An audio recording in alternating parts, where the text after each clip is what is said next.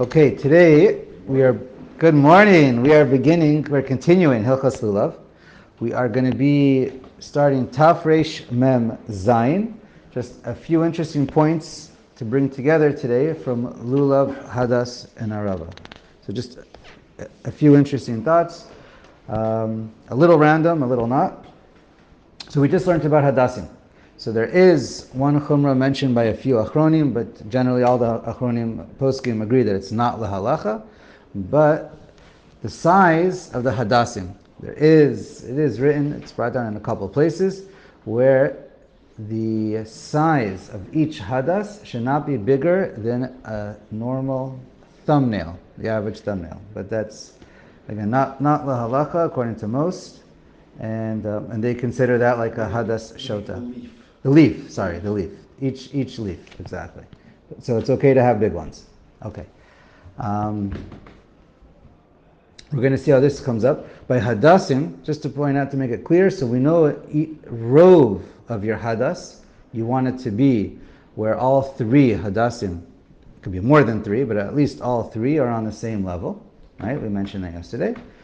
And if some of them don't have, as long as it's rove, everyone, lahalacha, says it's kosher, Shulchan Aruch, and everybody.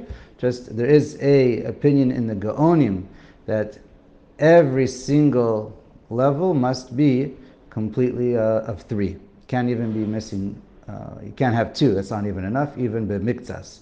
So obviously that's mahudar for us, that's more mahudar, but that's certainly not needed, lahalacha. Now, just to stress, when we say it needs to be on the same level, so for the hadassim, all three or more have to be out of the same. Everyone agrees pretty much it doesn't have to be from the same point, the same node exactly, but the three nodes need to be where it comes out on the same level. So the Chazon Ish, Shlomo Zalman, and others point out that it basically has to be on the same level. In other words, all three nodes, again, everyone says you just look at it. You don't measure it, you don't bring a ruler or a string or whatever. They need to look like they're at least all touching on the same level at some point. In other words, let's say a node, for example, would be 2 millimeters large, okay? So on the same kav, even if one's a millimeter above or below each other, that's fine, as long as there's some overlap. I don't have to be too crazy about it. Okay. Then, what does it mean, rove? So, I saw in the Chazon Ish, mentioned in Dirshu, Chazon Ovadia, when it says rove, it means the majority of the branch, not the majority of the leaves. So when we talk about rove, we're measuring from, let's say out of 3 tfachim, or whatever branch is in front of you, you look at the wooden branch, and then you look at, is most of it covered or most of it not there. You don't count the nodes and see how many leaves used to be there, are there, and count the leaves, and that's not how that works. Okay. Now when we say a majority, is it 51%? So that's the opinion of the Birkei Yosef or Orach Chaim, that just once it's a bit more than half, that's enough. The Aruch Shulchan, and some point out it needs to be more obvious. So the way we see it, a clear example in the Shulchan Aruch and the Mishnah Berurah as a bare minimum is 7/12. That's the example that they give. They don't say 6 1/4 or 6 0.1. As far as like gudalim, so that's how 12 gudalim is your 3 tfachim. Anyway, so that's just an example that certainly if it's 7/12, that's your ratio where it's obvious that it's the rove, everyone agrees. But mikar din, one can be somech on the Birkei Yosef that it's at least 51%. Now, this I kind of went over real quick, but this is actually very important. Now, lachatchila, to be yotzei 100%, mahudar, mitzvah min muvchar, mahadrin. Whenever you pick your hadas and aravos, you want to make sure that what you're looking at is mostly covered, right? If not completely covered, right? That's simple. But it's important to know the bare minimum, because sometimes that's what's available, or more commonly they fall out. right? And everyone points out in Aravos more than anything else, when you put them in your holder, kosher, whatever that's called, kosher cloth, whatever. So you want to make sure when you put them in, you're not ripping them out, your leaves when you put them in, and you're not taking them in and out every day, because otherwise they most probably after a day or two they will, or a few days, whatever that number is, they will start to fall apart. So you have to make sure that it's still kosher. Anyway, so what's an important thing for the minimum? So this is, the first one who discusses this is the Bach. However, he gets it from a diuk and the Rosh. So it may be the Rosh who's the first one who brings it in, certainly, and then the poskim run with it. So this is the halacha, that when we say rov, it's rov of the kosher shear. So in other words, b'diavad, or perhaps lechatchila, this is a huge kula. It's very important. Let's say your branch, for argument's sake, it's long, 6 tfachim, right? So what's rov of 6 tfachim? You would think it's 4 tfachim, right? Or 3 and something. However, lahalacha, you only have to have rov of the kosher shear. In other words, we know the shear for Hadassim is 3 tfachim. So as long as you have anywhere in you can have a huge branch, 6 tfachim, 50 tfachim, whatever you could find, right? So as long as you have on your branch a little more than 1.5 tfachim, let's say 7 gudalim, right? 7 times, like perhaps the minimum would be 14 centimeters, all right? Maybe better off for the Chazon Ish, 15 centimeters, okay? As long as you have that majority of the 3 tfachim, which we just said 14, 7, whatever, 15, we'll call it 15 centimeters, then you're good to go. As long as anywhere on that branch, your tree, your branch is covered up with the leaves, right, by 15 centimeters. Doesn't matter if it's on the bottom, doesn't matter if it's on the top. That's clear from pretty much all the poskim. No one seems to disagree. It's brought down in Bir Halacha, Mishnah Berurah, and many others. Chazon Ovadia. So it doesn't matter if you rip off at the bottom? It doesn't matter if they get ripped off, as long as you have, it's not mahudar. Right. It's maybe not mitzvah min ha-muvchar, maybe not all Rishonim agree, so you don't want to do that. But Mi'ikar Adin, it's kosher as long as you have that 15 centimeters, maybe 14 centimeters, maybe a bit less. But anyway, as long as it's most of the 3 tvachim. So that's by Hadassim. And the Bir Halacha quotes the Bikur Yaakov. Not everybody agrees. Shevet HaLevi doesn't agree. He says you can even have that 14, 15 centimeters in piecemeal. All along the branch, you take a little here and take a little there and take a little there, and you put it all together, and that's your kosher 100% with the bracha, everything. But some poskim say those at least need to be within 3 tfachim somewhere. So say bracha, not say bracha, ask your Rav, depending on your case. But there is what to be somech on, and it should be the same by Aravos. However, the nature of the way the leaves grow in a lulav is different. And it's interesting, the Mishnah Berurah and the Bikur Yaakov, he quotes, where he gets it from, he says, the Rosh only set up by Hadassim. So everyone runs with it for Hadassim and Aravos. For Lulav, he says, Tzarachian, Leishli Stapik, that we saw earlier. Okay, so that's, okay. Now let's read inside Dinei Aravos. Aleph, Arvei Nachal Amar B'Torah. Okay, so the Torah says, Arvei Nachal. Who mean Yadua HaNikrakim? That's what we all know about. Right? We all know what an Aravos are. Now, Ale Shelo, some are makpid that it should be davka that grows on a nachal, on a river, a body of water, lechatchila. Again, Taz and others say that you don't even have to worry about it. That's just what it's called. It has nothing to do with whether it's lechatchila or not. Okay, so maybe we'll take that as a hitter.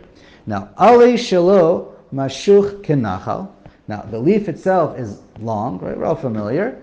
Upiv Chalak, and the sides are smooth. There's no edging teeth. V'kanei Shelo Adam. And the stem is reddish. Vafilu be'oda yara kasher. Now, even if it's green, it's 100% kasher lechatchila, but some do prefer, as hitter, to prefer red if that's what you can find. V'rov min zeh gadel al hanechalim. Now, they usually grow on nechalim. L'kach nikru arvei nachal, but not that it needs to be. Vafilu yagadel b'midbar o beharim kasher. And even if it's in the desert or in the mountains, it's still 100% kasher. Now there is a type of Aravos that's similar to Aravos, but they're not Aravos. But the leaves are more round. Upiv domelo masar. The edges are more like a saw, perush megera. They have teeth along the sides. V'kanei shelo eno adom. And its branches are not reddish. V'zeu anikrat tzafzafa v'hi psula. Has a different name. It's a tzafzafa and it's 100%. Pasul, it's a different mean. It's not good at all. V'yesh min arava. Now there are some aravos. She'ein piha ala shalach chalak ve'eno kemasar. It's not 100% smooth, but it also doesn't have teeth like a saw. Ala she'esh bo tlamim ktanim. It's got little bumps along the way. Ad ma'o, tiny. Kemo piha magal akatan. Like a tiny little bit of a saw. Vizeh kasher, and that's fine. That's not a problem. Bet. Aravos sheyavsha. Now if you have aravos that became dry, o shenashu rov alea, or most of the leaves they fall off, so you have the majority are dry or the majority fall off, o sheniktam rosho, or the top is broken off, psula, then it's pasal. So here's something different. We know by a lulav, niktam rosho, pasal. We learned by an arava, niktam rosho, pasal. We're going to see in a sec. No, okay, let me repeat. By a hadas, it's kasher, and by aravos, it's psula. That's what I meant to say. Okay, so hadas, it's so fine. So it turns out, if you want to shorten your hadassim and aravos, or a lulav, so for a lulav and aravos, you could only do it from the bottom, not from the top. The hadassim, you could do it from either end. And that might help you if you get, with the whole rove issue that we spoke about, if you want to make it look nicer. Aval, kemusha, or shenashru, miktzat, aleha, kshera. Now, if it's starting to get dry, or miktzat fell off, it's kshera. Right? Based on what we learned until now. And some point out that when it's there's also a din of nifritzu, so it's a machloket, but some say once it's yidaldalu, nistaku, v'nechlaku, those are the words that they're brought in Mishnah and other places. So if it becomes where it starts to break off and it's hanging down, it's like half broken, or the leaves are cracked or separated, so in all those cases, some say it's psula, and if it's barov, so one should be machamer lechatchila. Okay. V'harambam machshir beniktam rosha, and the Rambam holds that so that if even niktam rosha be'arava even by this one similar to hadassim, it's kasher. So Aruch Shulchan points out, because it's usually the rule with the Rambam, if the Shulchan Aruch mentions another opinion, bishat hadchak, you have no choice, you can use it, and then should you say a bracha or not on it, that's always a question. Okay. Let's see. And now this issue of Yave Sheniktam, it's because of Hadar, and if it's Nashru Alav, the Ritva is because it no longer has the shame of Aravos. But Rabbeinu Manoach says all three are because of Hadar. And the Nafkamina we mentioned a few times might be for the last 6 days versus the first day. Okay. I think we will continue. Let's start Esrog.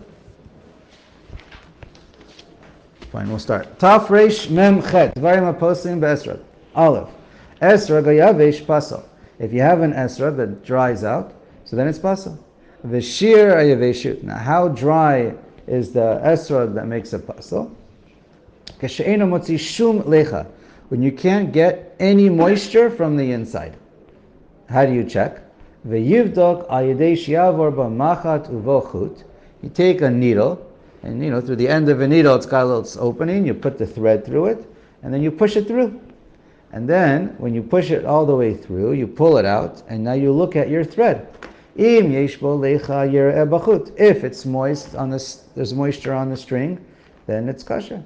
Ve'etrok shehu mishana she'avra v'day yaveshu pasal. And he says, if it's a year old, don't even bother. No matter what, it's pasal. It's for sure dry. And the psuls, it's eina mahudar. Now, if it's just starting to get dry, that's kosher. But okay. Now, how could you do this? So how do you do this? So the Mishnah Berurah gives you two options. How can you do this? Really, after you read Bet, then the next seif, then you'll understand the real problem. Because if you're putting the needle all the way through mefulash, then it's we're going to learn the scenario, but it could be puzzle. So how can you? It's nice to check it so you'll know, but now it's puzzle for another reason. You just puzzled your own esrog. So what did you gain by checking? So he has two ways to check. One is don't take a long needle, right, and push it all, let's say 3/4 through your esrog, and then instead of pushing it all the way through, pull it back out from the string. I mean, we'll see in the scenario if you're allowed to do that, let's say 1/3 or 2/3. You'll see what I mean in a moment. So in other words, one way is don't put it all the way in, and don't get where the seeds are, and then pull it back out the same way you put it in, and then it won't be mefulash. Okay, that's one way to do it. The other way is if you do. The main problem of doing mefulash is if you do it, I don't know how to describe it, horizontally. Basically, how do we describe it? There's a good picture. But you do it on the... Don't go through the center. You don't go through the center. You go through the side, or you go vertically, the longer way through the side, and then that's even less problematic. Okay, very good. Now let's go on to Bet, and we'll understand a little better what the problem is. Etrog shenikav nekev mefulash kol shehu pasal.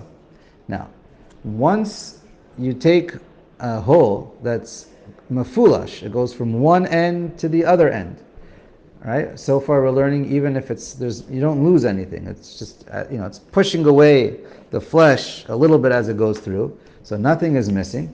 But it goes through one end to the other. Since it goes all the way through, pasal, finished.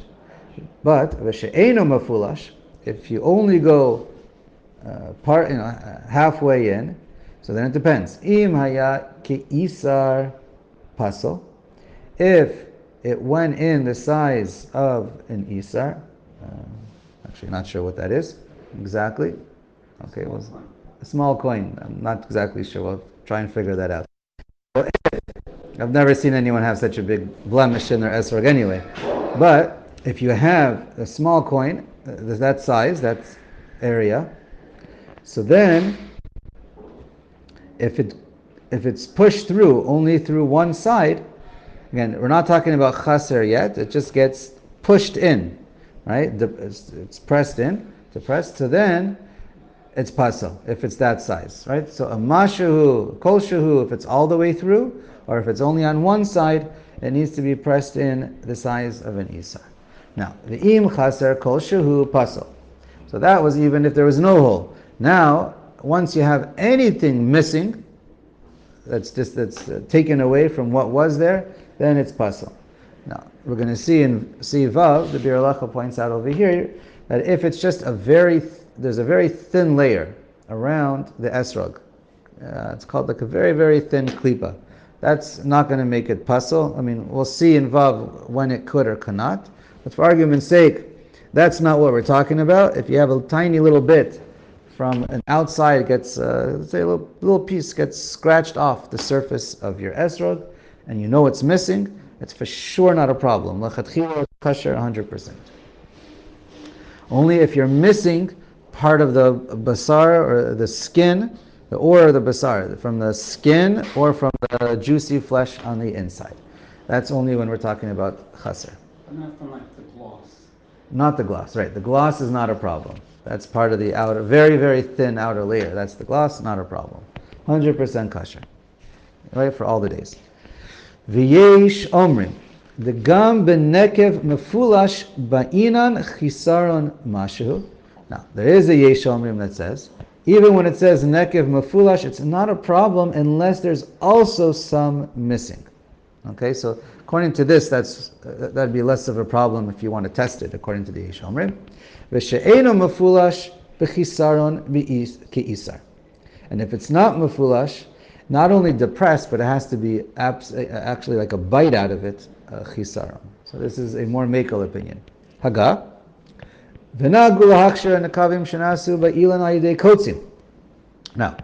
when you go out into the field, sometimes you have, as the esrog is growing, it touches a thorn next to it from the branches. So, and you ends up having a little piece missing. Even though you actually have a piece missing because of the thorn, shizel gedilatan. But as it continues to grow, this happens early on, as it continues to grow, then the esrog itself, as it's growing, forms a thin layer over the missing part. So when you look at it, it doesn't look like anything is missing. That's okay. That's the normal way of it growing, and that's fine. Shizeu derech gedilatan, that's normal, and that's fine. Mihu im ro'eh she'ena or v'basar kayam tocha nekev, but whether it was a thorn or later on it happened, if when you look at it, nothing grew over it, and you see a little piece missing, pasel, it's 100% pasel.